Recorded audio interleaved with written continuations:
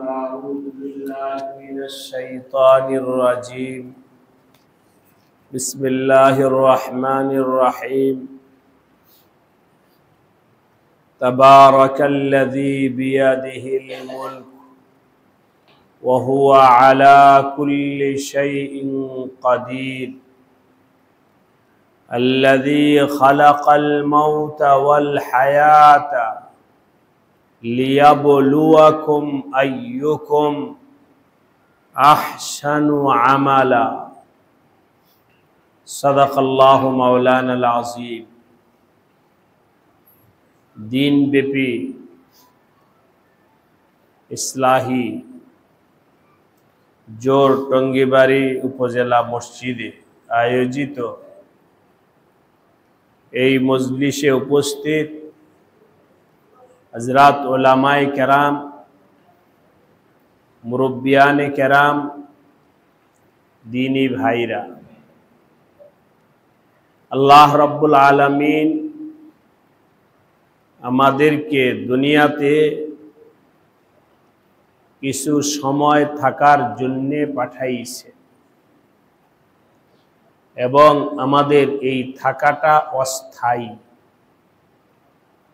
দুনিয়া আমাদের স্থায়ী থাকার জায়গা নয়। যখন আল্লাহর ফয়সালা হবে তখন আমাদেরকে দুনিয়া ছেড়ে চলে যেতে হবে। কেউই এর ব্যতিক্রম করতে পারবে না। হায়াত এবং মৌত আল্লাহ পাকের কবজায়ে কুদরতে।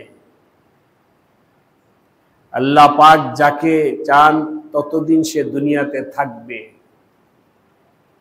আল্লাহ পাক যখন ডাক দিবেন তখন দুনিয়া থেকে চলে যেতে হবে। যখন চলেই যেতে হবে তাহলে আল্লাহ কেন আমাদেরকে দুনিয়াতে পাঠাইছে? সূরাতুল মুলক এর ২য় নাম্বার আয়াতে আল্লাহ পাক বলেছেন, তোমাদেরকে আমি দুনিয়াতে পাঠাইলাম একটা পরীক্ষা করার জন্য। লিয়াবলুয়াকুম, তোমাদেরকে পরীক্ষা করার জন্য পাঠাইলাম। সেই পরীক্ষাটা হলো আইয়ুকুম আহসানু আমালা, তোমাদের মধ্যে কে আছে যে সুন্দরভাবে আমল করবে, যত্ন সহ আমল করবে, যে তার আমলটাকে সুন্দর বানানোর জন্য চেষ্টা করবে। আর কে আছে যে গাফলতির সাথে, অবহেলার সাথে, আনন্দ উল্লাসের সাথে দুনিয়ার জিন্দেগি কাটায় দেবে। দেখি তো কে কি কাজ করে। দুনিয়াতে বিভিন্ন অফিস আদালতে সিসি ক্যামেরা লাগানো আছে। বিভিন্ন অফিস আদালতে সিসি ক্যামেরা লাগানো আছে। সিসি ক্যামেরা লাগানোর মাকসাদ কি? অফিসের যিনি বস হয়, অফিসার হন, তিনি সার্বক্ষণিক দেখতে চান তার অধীনস্থ যারা তারা ঠিকমতো কাজ করতেছে কিনা, এটা যেন সে দেখতে পায়। এই জন্য ওই মনিটরটা নিজের চোখের সামনে রাখে, যাতে করে ওদিকে তাকাইলে বোঝে যে কে কি করতেছে। এই জন্যেই সিসি ক্যামেরা লাগানো হয়েছে। কিন্তু আল্লাহ সুবহানাহু ওয়া তাআলা কোনো কিছু দেখার জন্যে সিসি ক্যামেরার কোনো প্রয়োজন নাই।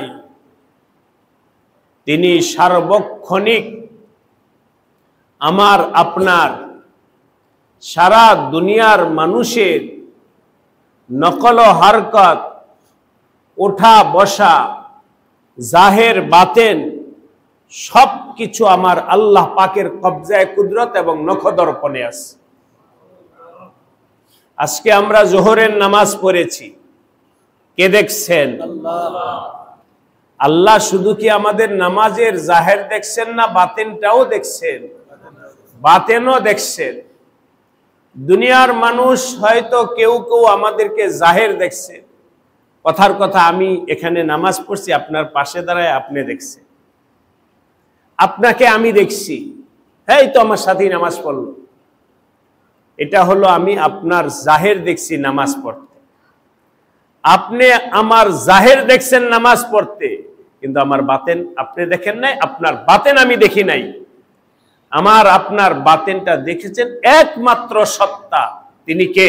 আল্লাহ, আর কেউ দেখেন। সুতরাং ওই আল্লাহ পাকের কাছে আমল ভালো বানানোর জন্য দুইটা জিনিস লাগে। আমলের জাহেরটাও আমার ভালো বানাইতে হবে, আমলের বাতেনটাও আমার ভালো বানাইতে হবে। জাহের ভালো বানানোর জন্য শরীয়তে হুকুম আসছে, তুমি যে কাপড়টা পরে নামাজ পড়ো ওই কাপড়টা পাক হইতে হবে, নাপাক কাপড় পরে নামাজ হবে না। তুমি যেই জায়গায় নামাজ পড়তে দাঁড়াইবা ওই জায়গাটা পাক কিনা আগে খবর নিয়ে নাও, এরপর এখানে নামাজে দাঁড়াও। শরীর পাক করতে হবে, এগুলো হলো সব আমলের প্রতি যত্নশীল হওয়ার মাধ্যম। যত্নশীল হওয়ার জন্যই আল্লাহ পাক শরীয়তে হুকুম রাখছেন, শরীর পাক আছে কিনা, কাপড় পাক আছে কিনা, জায়গাটা পাক আছে কিনা এটাকে দেখো, এরপরে নামাজ পড়ো। এমনি ভাবে আপনাদেরকে বলছি, রুকু সিজদাটাও সুন্দর বানাইতে হবে। এটাও নামাজের প্রতি যত্নশীল হওয়ার একটা মাধ্যম। আমার রুকুটাকে সুন্দর বানাইতে হবে, সিজদাকে সুন্দর বানাইতে হবে।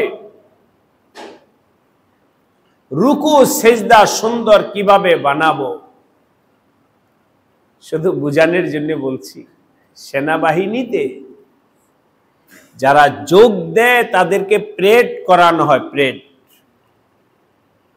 লাইন দইরা যে দাঁড়াবে ওই দাঁড়ানোটা এমন বরাবর হইতে হবে যে একজনের কাঁধের উপরে বন্দুক রাইখা যদি গুলি করে তাহলে গুলিটা ফাঁকাতে যাবে, কারো গায়ে লাগবে না। আগে পরে হইয়া দাঁড়াইলে তো কারো না কারো গায়ে লাগবে।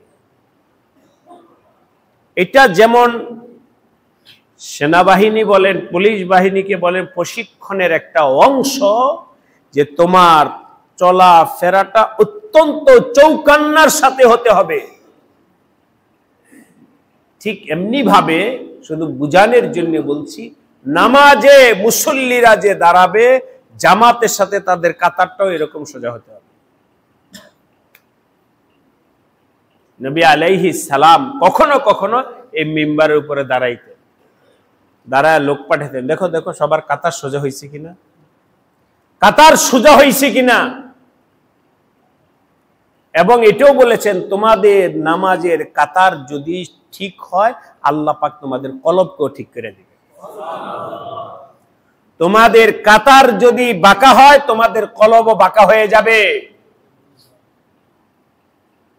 আজকে তো আমরা সারা দুনিয়ার মুসলিম এক হও স্লোগান দিই, হবে কিভাবে? সামান্য মসজিদে 200 মুসল্লি কাতারটাই সোজা করে দাঁড়াইতে পারে না, আর সারা বাংলাদেশে দুনিয়ার মুসলমান এক হবে কিভাবে? আমরা 5 জন ঠিক হইতে পারি না, 5 কোটি কিভাবে ঠিক হবে? মসজিদে যাও, প্রত্যেক কাতারে কাতারে হাঁটো, দেখো সোজা হয়েছে কিনা, কেউ আকপর হইতে পারবে না। যত্ন শিখাও। নামাজে দাঁড়াইবা, মন এদিকে সেদিকে, আরে না দেখো ওনার আমাদের মুস্তাফিজ সাহেব হুজুরের কাঁধের সাথে আমার কাঁধ সমান সমান হয়েছে কিনা দেখো, ওনার পায়ের সাথে আমার পা সমান সমান হয়েছে কিনা, ওইটার দিকে যখন নজর থাকবে অটোমেটিক আমার মন আমার দোকান থেকে কাটবে। এখন আর মন দোকানে যাবে না, এখন আর মন মাকানে যাবে না, এখন আর আমার মন খেতে যাবে না, এখন আমার মন বাহিরে যাবে না, এখন আমার মন মসজিদে আমার আল্লাহ তাআলার সাথেই জুড়ে যাবে। কথার বলবে এটা নামাজ সুন্দর বানানোর একটা অংশ। এগুলোর তামরিন, অনুশীলন করাটা অত্যন্ত জরুরি। রুকুতে যাব, নবীজি আলাইহিস সালাম বলেছেন, ইন্নামা জুইলাল ইমামু লিউতাম্মা বিহি। ইমামের পিছনে নামাজ পড়তেছো, ইমামকে কেন? তার পেছনে নামাজ পড়তেছো ইমামের অনুসরণ করার জন্য। সুতরাং ইদা রাকাল ইমামু ফারকাউ, ইমাম যখন আল্লাহু আকবার বলে রুকুতে যাবে, ফাওরান তুমি রুকুতে যাও। উনি যখন সামিয়া আল্লাহু লিমান হামিদা বলে দাঁড়ায় যাবে, তুমিও ফাওরান দাঁড়াও। ওয়াইদা সাজাদা ফাসজুদু, সে যখন সিজদায় যাও তুমিও সিজদায় যাও। এটা হলো নামাজের ব্যাপারে যত্নশীল হওয়ার মাধ্যম। রুকু আর সিজদার ব্যাপারে বলতেছিলাম, একা পড়ি আর ইমামের সাথে পড়ি। রুকুতে যখন আমি যাব তখন একটা অংশ বলতেছি, পুরাটা এখন বলবো না। রুকুতে কমপক্ষে তাসবিহ কয়বার পড়তে হবে? সুবহানা রাব্বিয়াল আযীম বলেন তো, আরেকবার বলেন।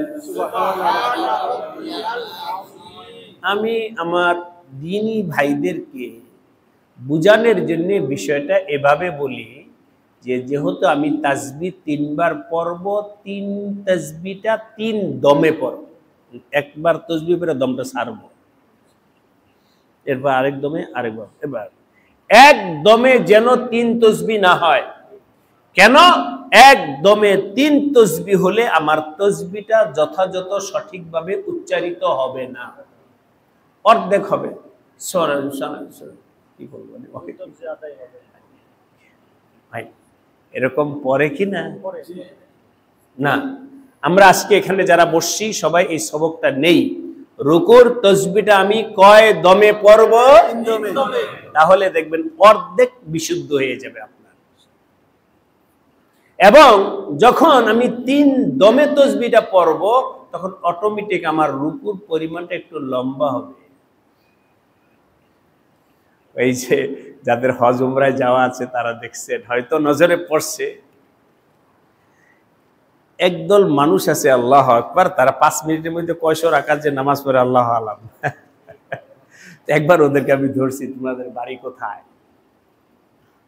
আমাদের বাড়ি হলো আনতা মালুম হুদুদ।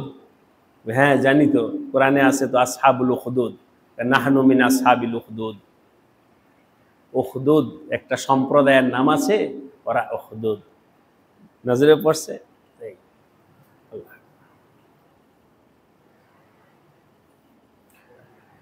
কখন তসবিহ, কখন কেরাত, কখন কি করছি, শুধু ওঠা বসা, ওঠা বসা, ওঠা বসা, কিছুই নেই। মানে যেন আমি মজাক করে বলি, এক মিনিটের মধ্যে ওরা 100 রাকাত নামাজ পড়ে ফেলে। কি পড়লা? কথা নাই, উত্তর দেয় না। ধরছি ওদেরকে, কি পড়লা? উত্তর নেই। এই সাদা পাগড়ি পরে, সব এক ধরনের পাগড়ি সবার। আচ্ছা যাই হোক, আজকে আমরা সবক নিলাম তাসবিহগুলো 3 দমে পড়ব। ঠিক এমনি ভাবে সিজদায় যখন যাব, সিজদার তাসবিহগুলোও 3 দমে পড়ব। সুবহানা রাব্বিয়াল আ'লা, সুবহানা রাব্বিয়াল আ'লা, সুবহানা রাব্বিয়াল আ'লা। অটোমেটিক আমার রুকু সিজদার মধ্যে তাদিলে আরকান চলে আসবে। এখানে উলামায়ে কেরাম আছেন, ওনারা জানেন, হাদিসে আসছে নবী আলাইহিস সালাম একবার এক সাহাবীকে বললেন, নামাজ পড়তেছিলেন, নবীজি তাকায় আছেন। সালাম ফিরানোর পরে বললেন, এই এদিকে আসো, সাল্লি ফা ইন্নাকা লাম তুসাল্লি, তুমি আবার নামাজ পড়ো, তোমার নামাজ হয় নাই। নবীজি বলছেন, এখান তার পড়া কিছু নাই। সাহাবী গেছে, গিয়ে আবার ওযু করে আবার নামাজ পড়ছে।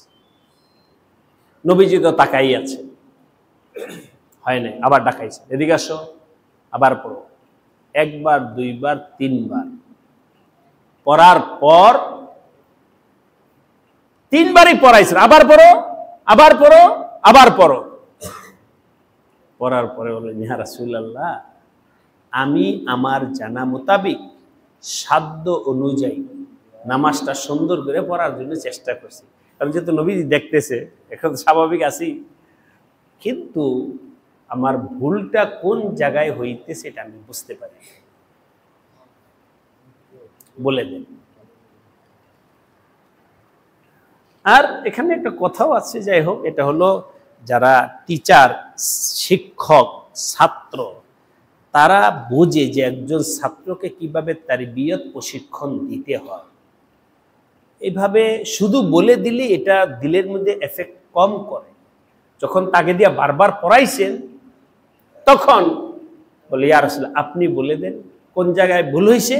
নবী আলাইহিস সালাম বললেন, তোমার ভুলের জায়গা হলো তুমি যখন রুকুতে গেছো, যায়া পরিপূর্ণভাবে রুকুতে না যায় আবার পট করে উঠে গেছো।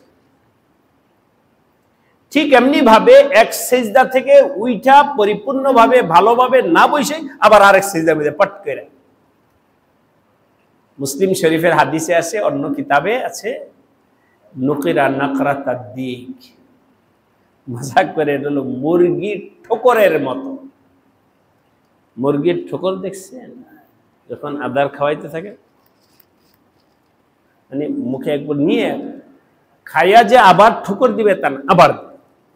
নবী আলাইহিস সালাম রুকু সিজদাকে সুন্দরভাবে না করাকে নুকিরা নাকরাতাদ দিক বলে ব্যক্ত করেছেন।